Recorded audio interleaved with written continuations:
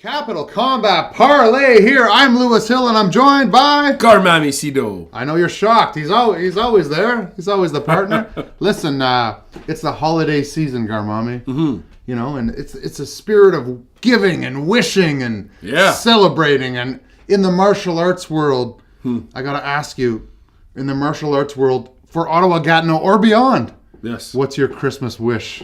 Oh wow. Man, that's a tough question. Oh man, I asked the tough questions. I'm like morally safer on 60 Minutes. Shit. That's a really good question. Shit. Sorry, I can't come up with the answer. I got one. Yeah, tell us. Amateur MMA. Come on, that's Santa. Are you listening? And by Santa, I mean Nick Castiglia, because Nick has hinted that he has a solution to this, or someone has a solution to the amateur MMA ban. Nick Castiglia, are you listening?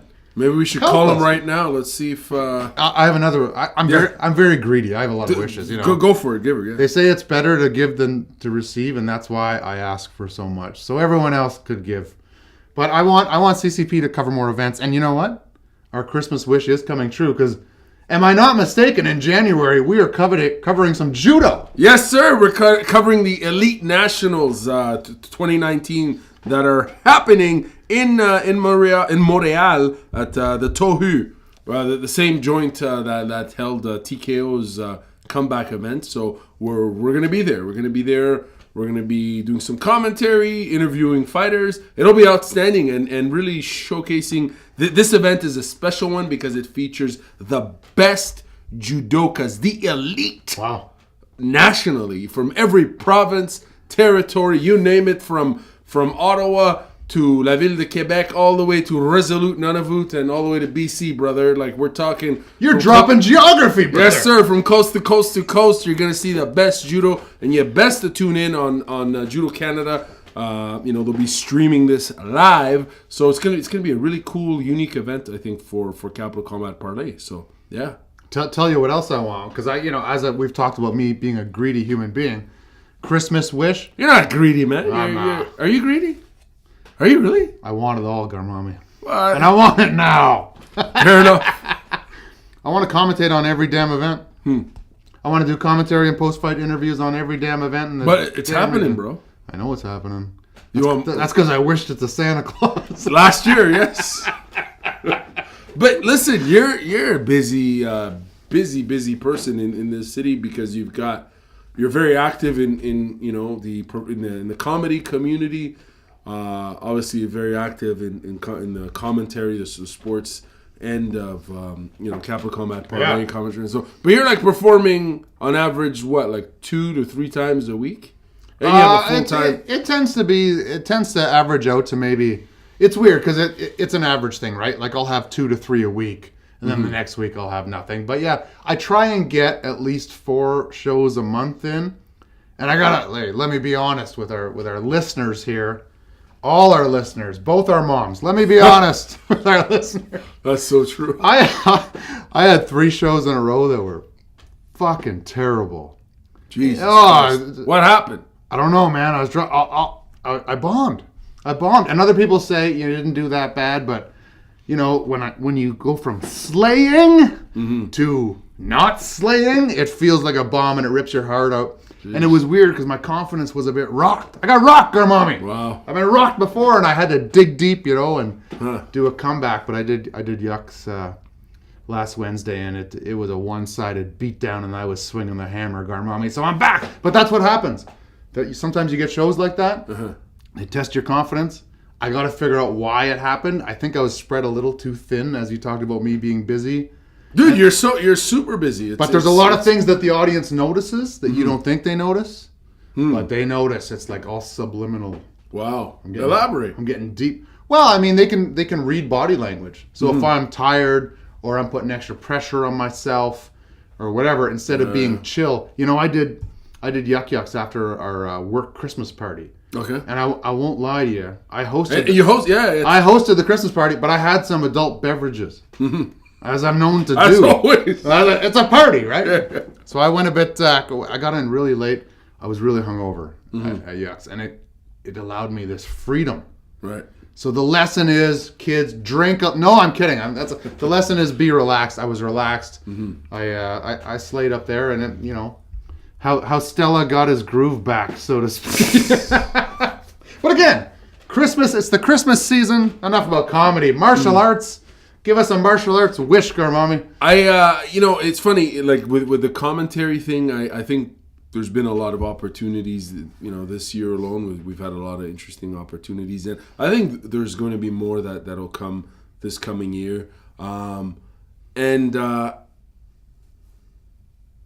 of wonder what's going to happen once amateur MMA comes back into the fold, because, quite frankly, I find amateur MMA, like amateur Muay Thai and amateur sports, to be so much more in demand, quite frankly, of people who provide communications and media services. Capital Combat Parley. You know, I really do think which Garmamie is an expert at. I'm a professional. You're the expert. You know what I'm saying? Like, we're a team, brother. Like, yeah, I hear you, but all I'm saying is, like, man, the energy at Heroes Combat League for MMA, especially amateur MMA, is something that's so much fun. The kickboxing is a lot of fun. I enjoy it, but frankly, I'm a huge mixed martial arts fan. So just like you're wishing for the comeback of this great sport of amateur, I hope 2019 will be that year for Ontario. You know, because we need it back, man. Not only do we need it back, I mean, the athletes that have been sitting on the shelf. I mean, of course. You have a limited time in which to compete, unless you're Chuck Liddell. No, What sorry. did you think about that? What did I think about that? Yeah. Who let that guy fight? Yeah, man, I don't. Fuck. You know what's funny? I'll say this: Tito looked great. Yeah, Tito looked great, and he was slipping his punches and countering, which Tito hasn't done in the past. He's been more weight, long range attacks, wrestling attacks. But he got his confidence up, and then he was slip counter. But even Chuck's warm-up. Who's letting that guy fight, Garmamie? Yeah, there has to be a responsibility there by the coach, to be accountable enough to say, hey, maybe you're really done. Maybe, I think the challenge with that is for these high-level competitors in mixed martial arts, any sport. How do you transition from a lifestyle of, committing yourself to training, committing yourself to a diet, committing yourself to always learning and developing your respective skill set within a sport, to transitioning to retirement? You know what I mean? Like, these people live on the high of victory. They sure live do. and thrive on the struggle on the mats, and they day in, day out, they have that hunger. And I believe in an interview he said, I overheard him say, he's like, I want to do this for as long as I can, So you got to respect that, because he has the fire. He's got the fire, but you need to have the honesty with yourself, and we've seen competitors do that. And, even myself personally, I kept getting injured, and I had to say, I need to step back, and I can still live within this world. Of course, I'm doing it through media now. I can still be a part of this world. Is it the same? No, it has its different challenges. Of course, I would love to compete. Of course, I would. Physically, it's a little too dangerous for me to do that. But you can reinvent yourself. But can a Chuck Liddell do that when he's been at the highest of the high? Well, whether he can or not, he has to. I mean, come on, you saw that. It was brutal, and it was, and I mean, the backlash was evident. People were just like, what is he doing? And the question too becomes, like, for him, it's like a legacy. It's hey, you are still amazing. Absolutely. Respectfully, you've attained multiple championships. You've had a huge impact in the growth of the sport globally. But man, that match was embarrassing, bro. Well, it's embarrassing, and it's at scary levels. It's at scary health levels, right? I mean, what if he, and I'm just going to say this because this is an open format interview, right? We're just shooting the proverbial shit. But let's say he really got injured or had let's say he died in the cage. Yeah. It could have happened. Could have happened. And that, with him in particular, it's or anyone really. There's too many risks in these sports, and we see it up close, personal, like doing commentary. We do see it, and and some days I'll be honest, bro. I feel like we've seen like some shit. Like we've seen some shit. Because I love the fight. I love watching the fury, the chaos, and the madness of be it grappling, be it the striking sport. But part of me at the same time also feels like, hey man, like that's enough, ref. Like jump in there, yeah.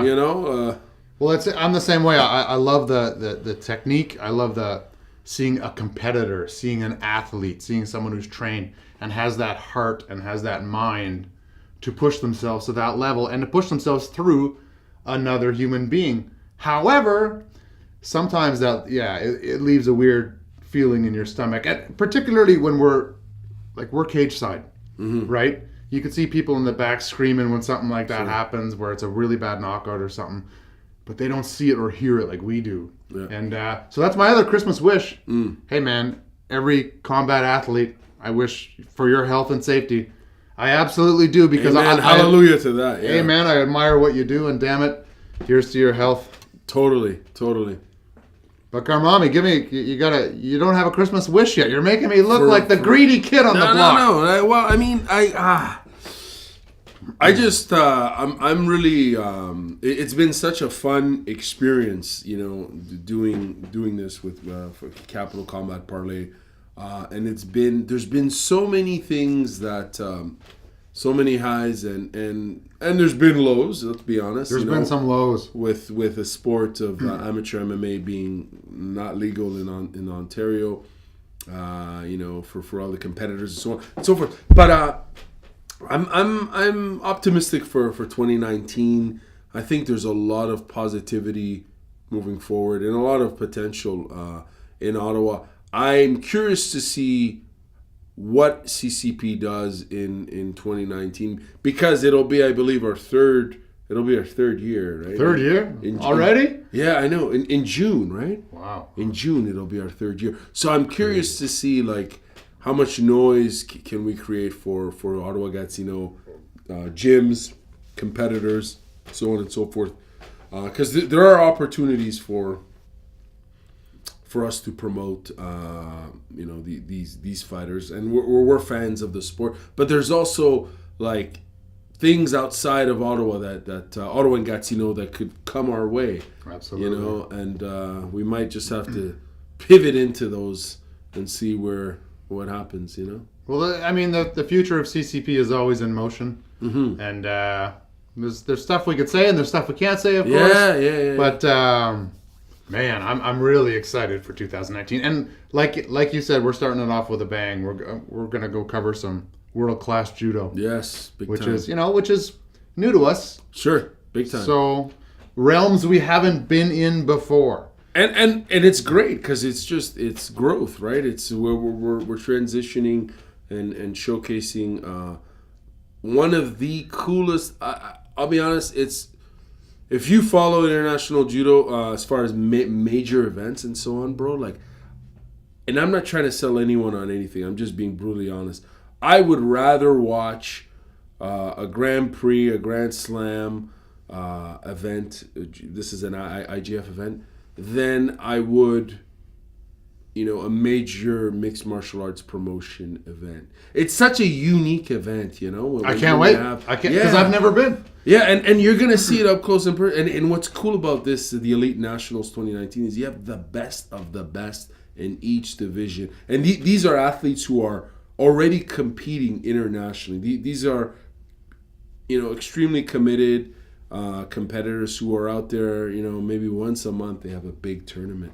So it's similar to Muay Thai competitors, sure, of course, at the amateur level, because Muay Thai in Ontario, in Canada, is really an established combat sport. It has and there are other established combat sports, obviously boxing, wrestling, jiu-jitsu, taekwondo, so on and so forth. Yeah. But with judo, I think it's Canada really has an interesting batch of young athletes that could potentially bring a gold medal in 2020. Tokyo 2020. Tokyo 2020. I got to tell you, judo players are the martial artists that, if I'm on the wrong end of any martial artist, I don't want to be on the wrong end of a judo player. These guys are terrifying. Just the raw strength in which they have. And you talked about it to me earlier about constant resistance training. Yes. And that's what judo is. That's constant resistance training. Totally. And so much power. They generate so much explosive power and throws. Obviously, the Niwaza is obviously there. I think in North America, we're more exposed to Brazilian Jiu-Jitsu Niwaza that doesn't really have time, doesn't have a time restriction, and is extremely sophisticated. Brazilian Jiu-Jitsu Niwaza is probably the best. It's their bread and butter, right? Absolutely. If you cross-train, you're well aware of. But the throws, if you love throws, big throws, the gripping, the chokes and stuff, and just the entertaining nature of judo is something that in the Americas, I don't think has fully been told, quite frankly. I think wrestling is doing a really good job in United World Wrestling. That's the body that manages. I'm not saying IGF is doing an amazing job globally, but in the Americas, I think in Canada in particular, there's a huge market, a huge new market for judo. Well, you've talked about judo making its place on the map here. Internationally renowned sport, but there's a little divot in Canada that doesn't, Totally. It doesn't do as well, but we're getting there. Yeah, I mean, we are getting there. Totally. Yeah. These young athletes, they have the fire. They have amazing history here, plenty of talent historically in the country, and plenty of great coaches and so on. I think it's great that CCP's is going to jump in that, because it really needs. I'm excited, man. Bro, I think judo has always needed that sort of on the comms end and the marketing end, that sort of storytelling and promotion.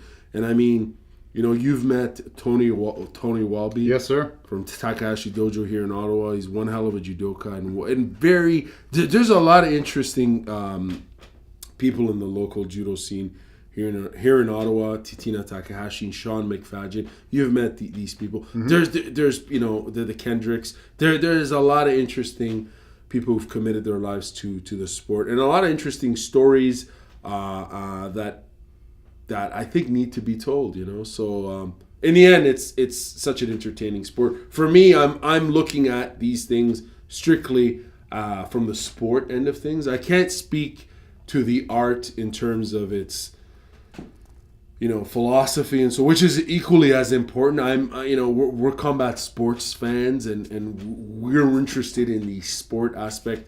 Judo has more than just sport, it has a philosophy. It's got a way of life, which is equally as important. But I just love a big uranagi, a big big slam. We hear it in your commentary. We hear it in your commentary, bro. Man. It's amazing, man. It's yeah.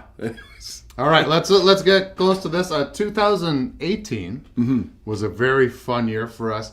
Highlights for myself have to include, meeting John Wayne Parr. Wow, it was pretty cool, man. Because not only because of what he's done for Muay Thai and that, but he's just a cool dude. And I find a lot of these people that they say never meet your heroes.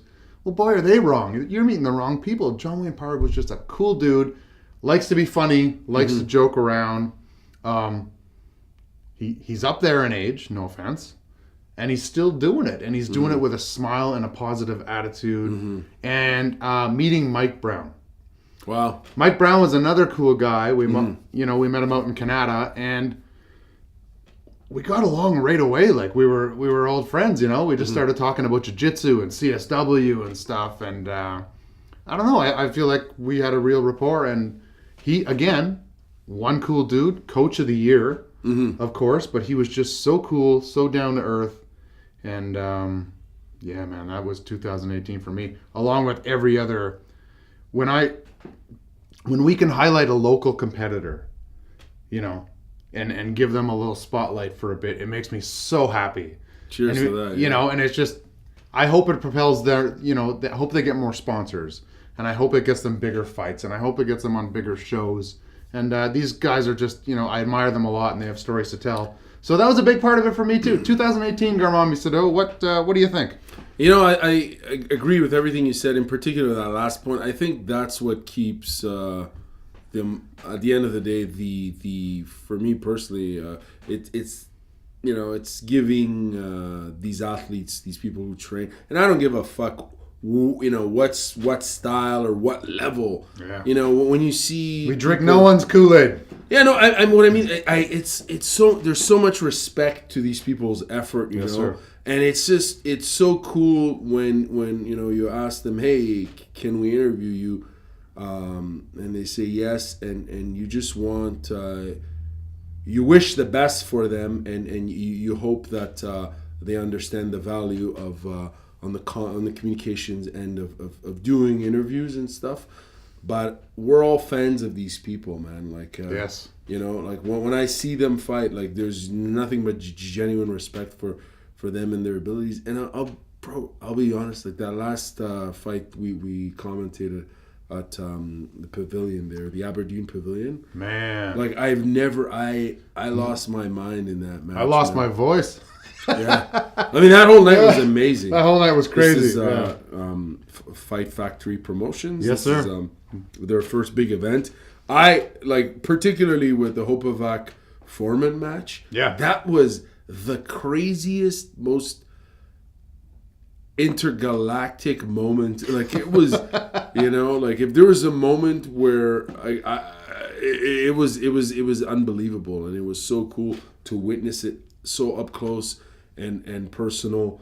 And I hope to see more of those.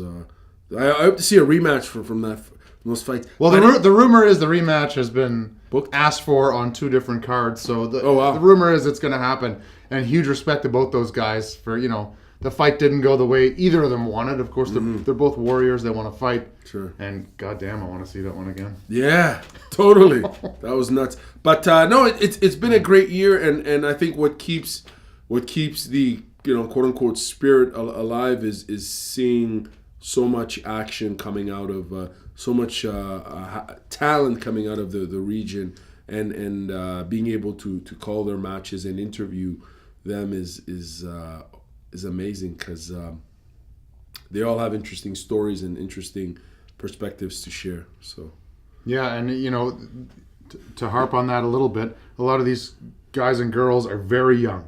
You know, under 20, in their 20s, and they have that level of dedication and responsibility to pursue this sport. Yeah. And that's something that completely blows my mind. Hey, if you're a young fighter and you want us to talk to you, well, we're on the Facebook. We're on the Twitter. Have you heard of Twitter's going to be huge, by the way.